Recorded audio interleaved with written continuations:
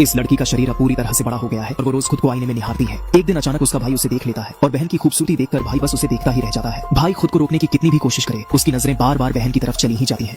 बहन को तो कुछ भी अजीब नहीं लगता, वो तो हर दिन बेधड़क अपने भाई के सामने घूमती रहती है। दोनों भाई बहन अब टीनेज में हैं, हार्मोन भी खूब उफान पर है, लेकिन उनकी माँ को जैसे कुछ दिखता ही नहीं। उल्टा माँ ने उन्हें कई सालों से कमरे में बंद कर रखा है। दोनों का रिश्ता अब थोड़ा अजीब सा लगने लगा है, लेकिन कोई भी उन्हें नहीं बताता कि क्या गलत है, क्योंकि उनकी माँ भी बड़ी अजीब है। माँ बहुत अमीर घर की बेटी थी, लेकिन उसे अपने ही चाचा से प्यार हो गया था। घर वालों ने बहुत मना किया तो दोनों गाँव भाग गए और वहाँ 4 बच्चों के माँ बाप बन गए। पहले तो ये 6 लोगों का परिवार बड़ा खुश था, किसे पता था कि अचानक सब बदल जाएगा। बेटी के बर्थडे पर ही पापा की कार एक्सीडेंट में मौत हो गई। अब सारी जिम्मेदारी माँ पर आ गई थी, लेकिन माँ तो बस एक बिगड़ी हुई औरत थी। बचपन में माँ बाप ने पाला, फिर शादी के बाद पति पर निर्भर थी। उसे घर चलाने का कोई तजुर्बा ही नहीं था। जल्दी ही घर में पैसे की तंगी आ गई, बच्चे तो ठीक से खाना भी नहीं खा पा रहे थे। आखिरकार माँ ने अपनी असली कहानी बता ही दी। उसका मायका बहुत अमीर था, वहाँ एक बड़ा सा महल और खेत खलिहान थे।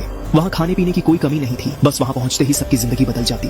बच्चे बड़े जोश में माँ के साथ चल दिए, लेकिन असलियत तो उनकी सोच से बिल्कुल अलग निकली। दादी तो बहुत ही बेरुखी से पेश आई, बच्चों को घर में घुसने भी नहीं दिया और सबको एक छोटी सी अटारी में भेज दिया। दादी की इजाजत के बिना बाहर निकलना मना था और माँ ने जो अच्छे दिन दिखाए थे वो तो कहीं थे ही नहीं। उन्हें पेट भर खाना भी नहीं मिलता था, ऊपर से दादी भी हमेशा ताने मारती रहती थी। बच्चों ने कहा कि यहाँ से निकलना है, लेकिन माँ ने समझाया कि थोड़ा और सब्र करो, नाना जी बहुत बीमार हैं और माँ को जल्दी ही बहुत सारा पैसा मिलने वाला है, फिर सब मजे में रहेंगे।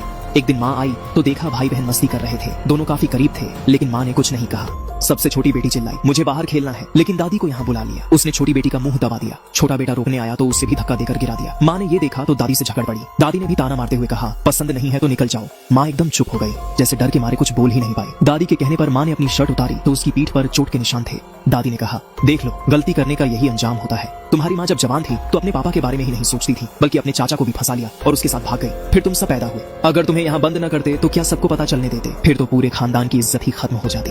बच्चों को अब जाकर पता चला कि माँ ने क्या किया था, लेकिन बिना पढ़ाई के वो सब कुछ समझ नहीं पाए। वो लोग अटारी में ही बंद रहे, उम्मीद करते रहे कि माँ जल्दी से विरासत पा ले ताकि वो आजाद हो जाए। उन्हें क्या पता था कि माँ के दिमाग में तो कुछ और ही चल रहा था। एक दिन माँ बड़ी खुश होकर अटारी में आई और बोली कि घर में पार्टी है जिसमें नाना उसके वारिस होने का ऐलान करेंगे। उसने भाई बहन को अलमारी में छुपने को कहा ताकि वो लोग अपनी आंखों से ये खास पल देख सके। पार्टी में नाना ने वारिस वाला हार माँ को दे दिया। भाई बहन ये सब देखकर वापस अटारी में जाना चाह रहे थे, लेकिन रास्ते में उनकी माँ और एक आदमी से आमना सामना हो गया। दोनों अपने आगे की जिंदगी की बातें कर रहे थे और उसमें बच्चों के लिए कोई जगह नहीं थी। एक दिन छोटा भाई बीमार पड़ गया। कई दिन देखभाल करने के बाद भी ठीक नहीं हुआ और माँ भी काफी दिन से नहीं आई थी, तो सबने शोर मचाकर माँ को बुलाया।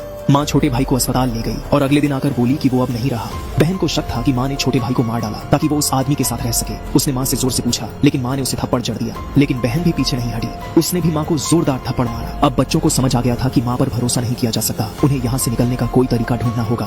भाई पैसे जुटाने का कोई मौका ढूंढ रहा था, लेकिन गलती से उसने नौकरों की बातें सुन ली। पता चला कि नाना तो कब के गुजर चुके हैं। माँ ने विरासत भी ले ली है, लेकिन उन्हें बाहर निकालने का कोई इरादा नहीं है। उसने ये बात बहन को बताई तो बहन ने उसे दिलासा देने के लिए एक किस कर दिया। अब वो और नहीं रुक सकते थे, वरना छोटे भाई जैसा हाल हो जाता। उनका डर सही निकला। माँ जो रोटी भेजती थी उसे चूहा खा गया और वो चूहा जहर से मर गया। सबने भागने की प्लानिंग शुरू कर दी, लेकिन दादी ने सुन लिया। वो लोग फटाफट अटारी की तरफ भागे, पर दादी को अंधेरे से बहुत डर लगता था। अंधेरे में वो हिल भी नहीं पाई। बच्चों ने मौके का फायदा उठाया और भाग निकले। फिर एक अनजान जगह जाने वाली ट्रेन पकड़ ली। असल में जाना कहाँ है ये मायने नहीं रखता था, चाहे जहाँ भी जाए वो छोटी अटारी से तो अच्छा ही होगा।